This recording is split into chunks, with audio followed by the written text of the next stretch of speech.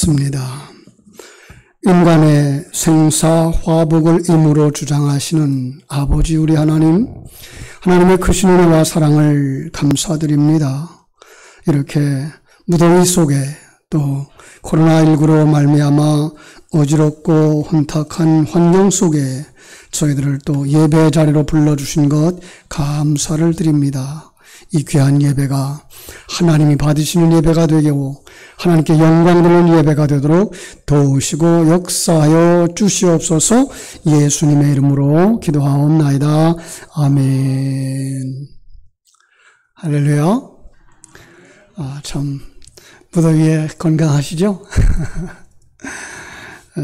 우리 동네는요, 작은 공동묘지를 가지고 있는 마을입니다. 이 천주교회의 이쪽 교구의 그 공동묘지를 뒤쪽에, 서강 아파트 뒤쪽에 가지고 있기 때문이죠. 어린 시절, 우리 어린아이들이 어린 시절에 그게 늘 장례 지내는 걸 보고 상여놀이를 하는 걸 본 적이 있어요. 어떤 분이 묘지 관리하는 분에게 물어봤어요. 매일 보는 이 슬픈 광경이 당신의 신경을 자극하거나 수면을 방해하지 않습니까? 여러분 어땠을 것 같아요? 아니요. 처음에 여기서 일을 시작할 땐 종종 잠을 이룰 수가 없었습니다. 겨우 잠이 들어도 금방 깨어났고요. 끝없는 행렬과 갖가지 그 관에 그 눈앞에 아른거릴 정도였으니까요. 그렇지만 이제는 단련이 돼서 무덤 한가운데서도 편안히 잠잘 수 있게 됐답니다. 뭐라 그럴까요? 이 사람을 좋은 의미에서는요, 환경에 적응을 잘했다. 나쁜 의미에서는요, 무감각해졌다. 그렇죠? 그런데 이런 사람들의 속성을 잘 아시는 우리 주님이 누가복음 7장 31절에서 이렇게 말씀하셔요. 이 세대 사람을 무엇으로 비유할까? 무엇과 같은가? 비유로 말하면 아이들이 장터에 앉아 서로 불러 말하는데 우리가 너희를 향하여 피리를 불어도 너희가 춤추지 않고 우리가 곡하여도 너희가 울지 아니하는 것과 같구나. 이 말씀을 묵상하면서 이거 우리가 살아가는 이 시대를 풍자한 것 같다라는 생각이 들어요. 이 코로나19 처음에는 굉장히 두려웠죠. 그죠? 그런데 점점 무감각해져 가고 있어요. 그죠? 최근에는 또 변종 코로나라고 하는 것이 생겨서 이 변종 코로나는 증상이 없는 것이 특징이래요. 아무런 증상 없이 코로나19에 감염이 된 것처럼 영적인 무감각도 감염이 되어져서 이 시대에 성도들이 참 빛과 소금의 역할을 감당하며 살아가지고 있지 못한 것 같고요. 그저 텔레비전 뉴스가 뭐라 그러면 거기에 끌려가고 있는 모습들을 보게 됩니다. 과연 믿음의 사람들이 이렇게 살아도 되는 걸까? 도전하시는 하나님의 음성을 듣게 되었어요. 그리고 제 앞에 오늘 다니엘을 세워주셨습니다. 다니엘을 봐라. 다니엘은 어떻게 살았는가? 그래서 다니엘의 신앙을 통해서 이 시간에는 우리 신앙을 점검하고 영적인 무감각에서부터 깨어났으면 하고 이 말씀을 우리 함께 묵상하도록 하겠습니다.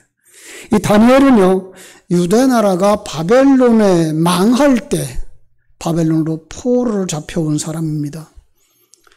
이 다니엘은 좋은 교육을 받은 사람이에요. 아니, 그 바벨론 포로 속에서도 대접을 받은 사람이에요. 그런데 그 속에서도 신앙을 지켰고 뛰어난 지혜를 가진 사람이에요. 특별히 하나님은 그에게 꿈을 해석하는 그런 특별한 은사를 주심으로 말미암아 느부갓네살 왕의 꿈을 2번씩이나 해석해 줄 수가 있었죠. 또 이 바벨론 제국 말기에는 벨사살 왕에게 벽에 쓰인 글자를 해석해 줌으로써 더욱 존귀한 자가 되어졌어요. 다리오 왕 시대 그는 세 총리 중 한 사람이 될 만큼 존귀한 자가 되어졌습니다. 그런데 이때 무고한 참소를 당해서 사자굴에 던져집니다. 그런데 하나님께서 간섭하심으로 말미암아 기적적으로 구출되는 모습을 보게 되고요. 그 후에 다니엘은 바사왕 고레스 원년까지 고위 관리의 생활을 잘 하면서 믿음을 지켰던 승리자가 되어졌습니다. 자, 이 다니엘은 어떤 사람이었을까요?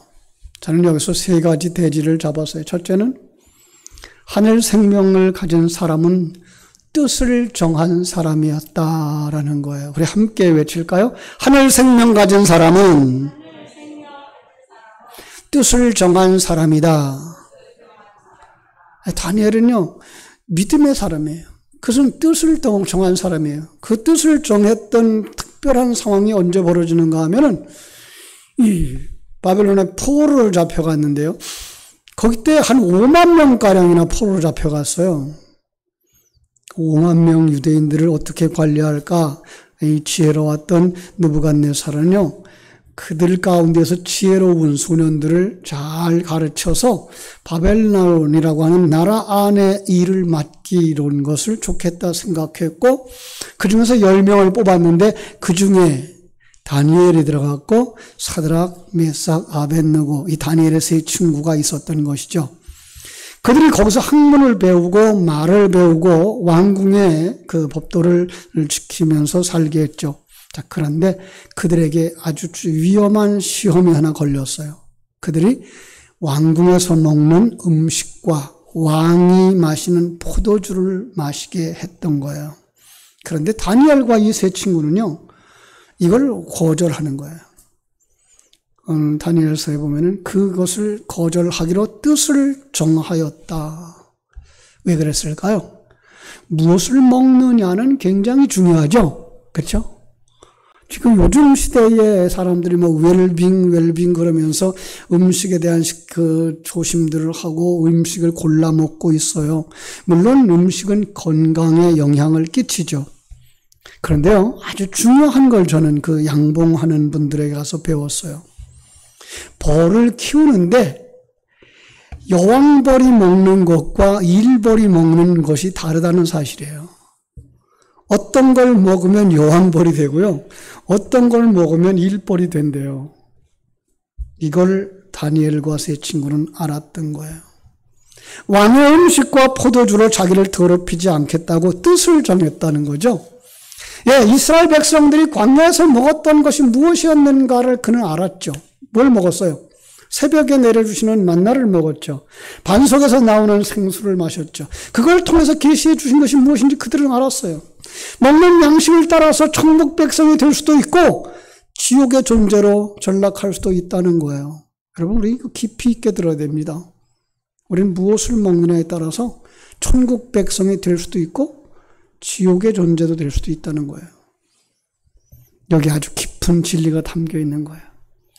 예수를 믿는 성도들은 마음의 뜻을 정해야 되는데 세상 것을 양식으로 삼지 않겠다.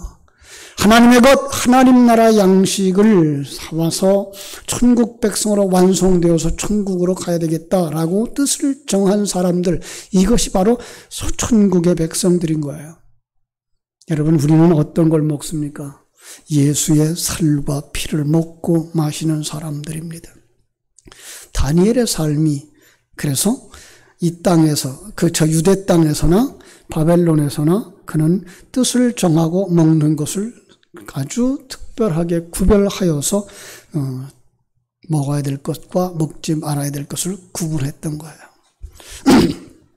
그가 왕이 제공하는 음식과 포도를 받지 않는다는 것으로부터 시작해서 그는 세상 사람들과 다른, 그 왕궁의 다른 청년들과 또 그 관리들과 다른 생활을 하게 되면서부터 어려움은 시작됩니다. 또 더군다나 왕의 총애를 한몸에 받게 돼요. 뛰어난 지혜로 말미암아서 왕의 총애를 받게 되자 여기저기서 시기하는 사람들이 생겨났고 모함하는 사람들이 생겨났습니다. 여러분, 우리 주님께서 말씀하셨어요. 너희가 세상에서는 뭘 당한다? 환난을 당하나 담대하라. 내가 세상을 이겼노라. 예, 성도들이 뜻을 정한 사람들이 이 세상을 살아가는 건 녹록지는 않습니다. 믿음의 삶을 살려고 하면 세상과 짝해서 세상 흐름대로 살지 않으려고 하면 부딪히는 시련, 혼란, 그리고 거부해야 되는 것들이 많기 때문에 그렇습니다. 오늘날 젊은이들이 믿음을 가지고 세상의 그 빛으로, 세상의 소금으로 살자고 권면을 할 때 뒷걸음질 치는 이유가 여기에 있어요. 어쩌면 믿음으로 살고자 하는 결단과 허물 없이, 그죠? 살아가고 있는, 허물 없는 삶을 살고자 하는 믿음의 선배들을 만나보지 못해서 그런지도 몰라요. 그런 분이 있다면 오늘 저는 다니엘을 믿음의 선배로 소개하고 있습니다. 이 다니엘은 어떤 사람이었을까요? 뜻을 정한 사람인데 그 뜻을 정하자 그는 어떤 삶을 살아요? 허물 없는 삶을 살았다는 거예요. 우리 한번 따라 합시다. 뜻을 정한 사람은 허물 없는 삶을 산다. 예, 지혜로운 사람이 그 뜻을 정하고 살고자 하면 이 세상에서 혼란과 핍박을 당하게 되어 있어요. 세상은 하나님의 백성들에게 결코 호의적이지 않다는 것을 보여주고 있습니다. 그러나 4절 어떻게 표현합니까? 이에 총리들과 고관들이 국사에 대하여 다니엘을 고발할 근거를 찾고자 하였으나 아무 근거, 아무 허물도 찾지 못하였으니. 뭐가 생각나요? 우리 요즘 나라의 관리들을 세우려고 그러면 뭐 하죠? 청문회. 그죠? 청문회 하면 그들의 과거가 들춰나요. 얼마나 부정했던 일들이 많은지, 얼마나 내로남불의 삶을 살았는지, 참 더럽고 추한 모습들이 다 드러나요. 그런데 이 말은 뭐예요? 그는 허물이 없었다.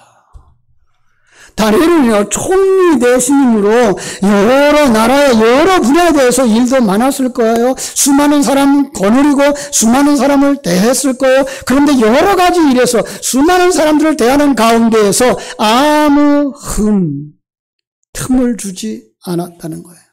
여러분, 무슨 일을 하든지 다른 사람이 여러분에 대하여 능히 아무 틈도 아무 허물도 얻지 못하는 아름다운 사람들 되시기를 주님의 이름으로 축원합니다. 다니엘에게 이렇게 흠과 티가 정말 발견되지 않은 이유를 그 하반절에서 말하고 있어요.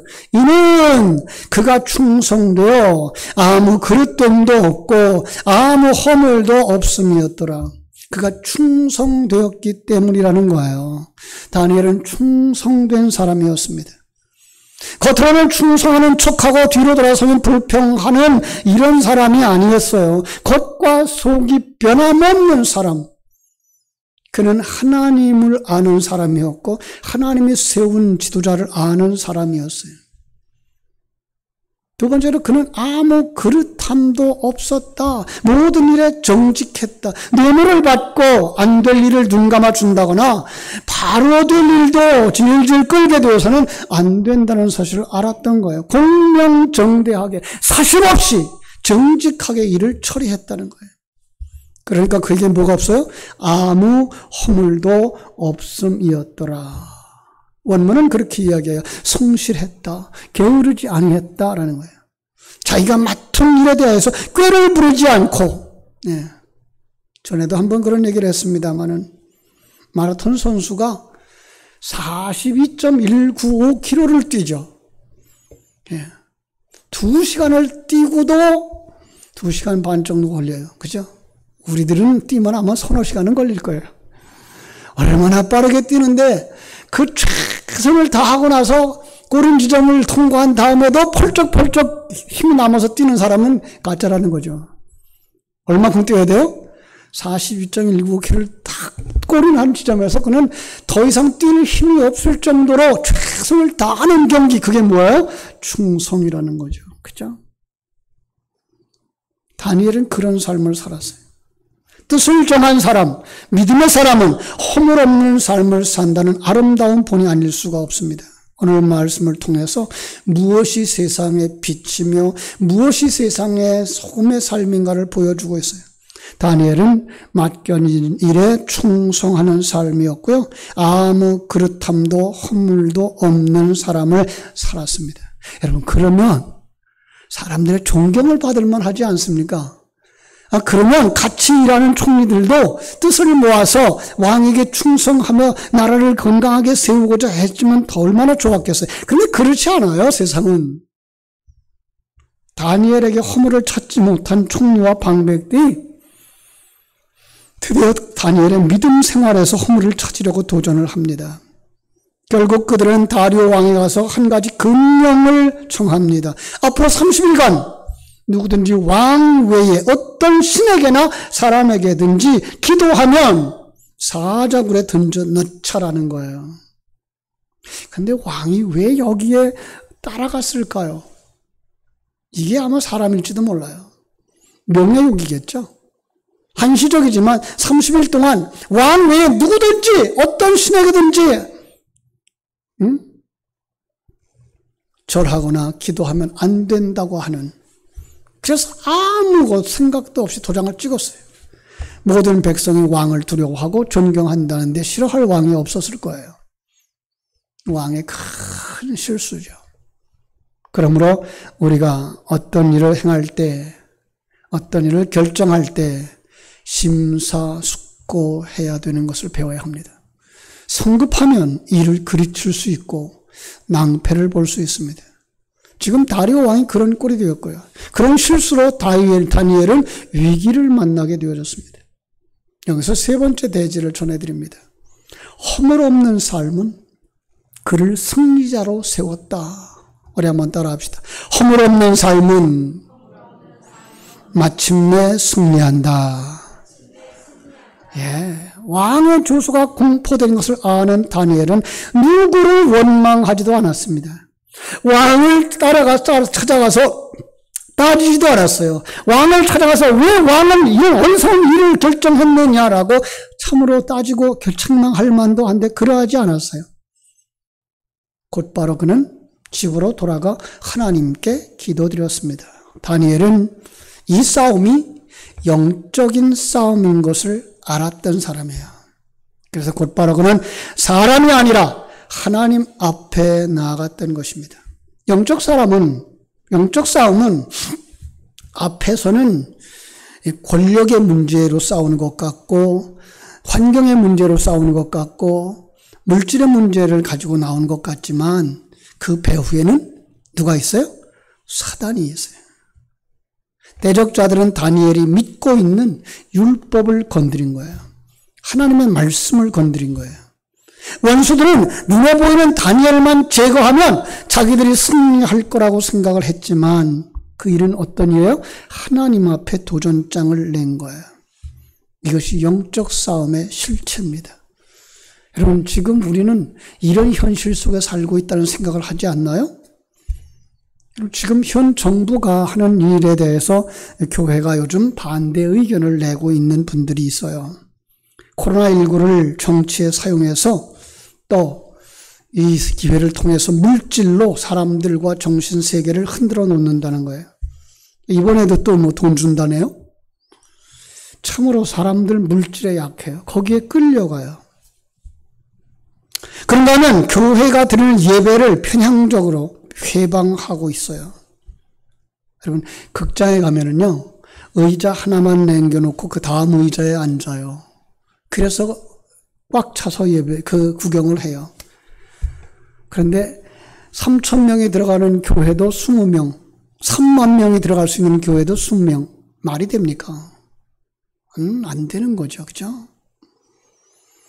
그래서 이 상황을 보면서 이 정부는 코로나19 전염병과 싸우겠다는 게 아니라 하나님과 영적 전쟁을 하는 거다라고 시도하면서 이러한 반대 의견을 내는 분들이 있어요. 거짓 문서이기를 바랍니다만은 제게 카톡이 하나 들어왔는데 국회에서 국회의원들이 교회 폐쇄법을 발의했다고 더불어민주당 국회의원 수십 명이 거기에 이름이 기록되어져 있고 전화번호가 기록되어져 있더라고요. 거짓 문서였으면 좋겠어요. 정말 이 백성들이 그러다가 어떻게 될까요? 하나님과 싸우는 것이 되죠. 한국교회연합회 대표회장인 권진태 목사는 현재 공권력에 의해서 기독교회의 예배가 침해를 받는다면 이것은 다니엘이 기도하지 못하도록 악법을 만들어 사자굴에 집어넣는 행위와 다를 바가 없다라고 선언을 했어요. 어제는요, 어떤 교회가 카톡에다가 올렸는데 그 대면 예배를 드렸다고 경찰에서 또 구청 직원들이 또 정보관이 8명이나 교회를 찾아와서 교회 폐쇄 딱지를 붙이고 갔대요. 그런데 그들이 하는 말이 서울의 수많은 교회 중에 13교회가 대면 예배를 했다고. 그분들은 안타까워하는 게 뭔가 하면 그렇게 교회가 많은데 어떻게 13교회만 대면 예배를 했을까라는 생각을 한다는 거죠. 그분들이 가면서 그런 얘기를 했더래요. 한 주일만 예배 안 드리면 다음 주일에 예배를 드릴 수 있는데 10일간이니까 그러더랍니다. 유혹이죠. 사단이 예수님께 와서 뭐라 그래요? 한 번만 내게 줘라. 그래야면 온 천하의 모든 것을 다 내게 주겠다. 똑같은 유혹 아니에요. 아주 달콤한 시험거리를 가지고 다가오는 것이 사단인 것을 우리는 알 수가 있습니다. 출애굽할 때도 그랬죠. 모세와 아론이 바로 앞에 나아가서 하나님이 우리를 광야로 보내서 광야에서 예배하게 합니다. 보내주십시오. 그때에 바로가 내놓은 타협안이 뭐예요? 가지 말고 이 땅에서 희생을 제사를 드려라. 출애굽기 8장입니다. 우리 방법을 따라서 해라라는 거예요. 두 번째가 한 걸음 더 다가와서 말합니다. 너무 멀리 가지는 마라. 사단은 사람들을 여전히 자신이 원하는 대로 끌고 가고 싶어 하는 거죠. 세 번째는 뭐예요? 너 남자들만 가서 주를 섬겨라. 예. 남은 가족들을 볼모로 잡아 놓겠다는 뜻이죠. 그리고 네 번째는 양떼와 소떼는 놔두고 가라. 가축 두고 가라는 거예요. 지금 저들이 뭐 하려고 그러는 거죠? 제사 드려야 되는데 재물을 뺏어버리는 거죠. 그죠? 여러분, 그들이 광야로 가는 목적이 뭡니까? 예배를 드리는 일입니다. 예배를 드리기 위하여서 그들부터 떠나야 되고 그들로부터 함께 나가야 되고 그들에게서 양을 가지고 나가야 되는데 그걸 다 하나씩 듣기 좋은 말로 보기 좋은 이야기로 막았던 거죠. 다니엘 이야기로 다시 해보겠습니다. 다니엘도 얼마든지 타협할 수 있었을 거예요. 왜냐하면 시한부잖아요. 30일만 안 하면 돼요. 그죠? 그런데 10절 다니엘은 법령의 시행을 알면서 바로 집에 돌아가 윗방에 올라가 예루살렘을 향해 창문을 열고 전에 하던 대로 하루 3번씩 무릎을 꿇고 기도하며 하나님께 감사했다. 어떻게 됐을까요? 다니엘은 고발당했습니다. 그들 앞에 붙잡혀 왔습니다. 왕 앞에 서게 됐습니다. 결론적으로는 사자굴에 던져졌습니다. 세상 사람들은 여기서 이야기를 끝내고 싶었을 거예요. 왜요? 사자굴에 던져진 사람들 치고 살아날 확률은 제로이기 때문이야. 그런데 다니엘의 신앙을 아는 이 왕은 밤새 잠을 못 잡니다. 성경은 희한한 말을 거기다 썼어요. 금식하였다. 18절 왕이 궁에 돌아가서 밤이 새도록 금식하고 그 앞에 오락을 그치고 잠자기를 마다하였더라. 여러분 누가 지금 기도하고 있는 거예요? 불신자 다리오 왕이 기도하고 있는 거예요. 그리고 다니엘이 새벽녘이 되어지자 다리오 왕이 사자굴로 달려가서 가까이 이르러 소리칩니다. 다니엘아, 하나님이 너를 구원하셨느냐? 그리고 조용히 기다립니다. 그때 속에서 들려오는 소리. 왕이여 만세수를 만수무강하옵소서. 나의 하나님이 천사를 보내어 사자의 입을 봉함으로 나는 조금도 해를 받지 아니었습니다. 할렐루야. 믿음을 지키고 뜻을 굽히지 아니하고, 그죠? 흠없이 살았던 그는 올무에 걸려서도 하나님의 보호하심을 받았다는 거예요. 왕이 기뻐서 다니엘을 사자로서 건져내고 그들에게 조서를 내렸습니다. 우리 한번 그 한 장 넘어가서 26절, 27절을 같이 읽겠습니다. 찾으셨습니까? 26절, 27절. 내가 이제 조서를 내리노라.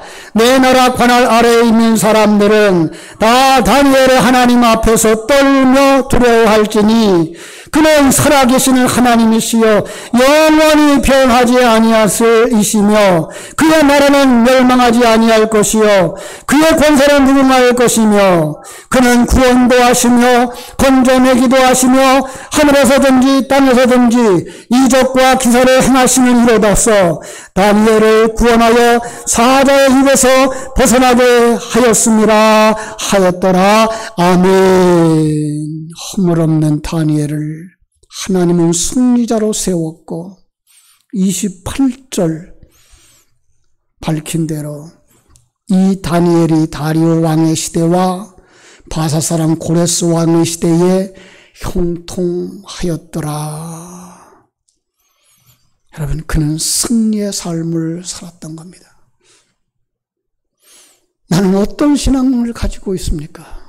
하늘 생명을 가진 사람입니까? 정말 하늘 생명을 가졌기 때문에 뜻을 정하고 살아가는 사람입니까?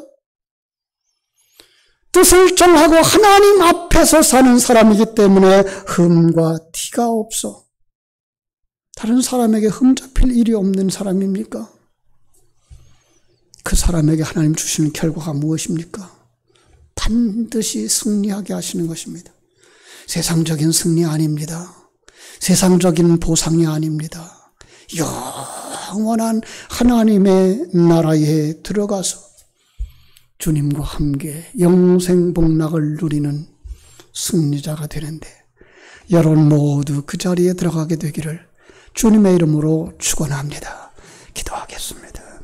아버지 우리 하나님 크신 은혜와 사랑을 감사하고 감사합니다. 이 어지러움의 때 참으로 코로나19가 세상을 엄습하고 있고 이를 기회로 말미암아 믿음의 사람들의 시험을 시험하는 이러한 시대에 믿음의 사람 다니엘과 같이 아버지 하나님의 하늘 생명을 가진 사람으로서 뜻을 정하고 살아가는 사람들이 누구입니까? 오늘 예배하는 우리 성도들이 바로 뜻을 정한 사람들이며 이제 하나님 앞에 살아 흠없는 삶을 사는 사람들이며 반드시 승리하여 하나님 나라에 올라가 하나님 품에서 영생복락을 누리는 자들인 것을 깨달아 알게 해주시고 작은 일 때문에 넘어지지 말게 해주시고 큰 일을 바라보며 강하고 담대하여 하나님께 영광 돌리는 복된 성도들이 되도록 우리 하나님 축복하여 주시옵소서. 힘 주시옵소서. 능력 주시옵소서. 감당케 하여 주시옵소서. 예수님의 이름으로 기도하옵나이다. 아멘.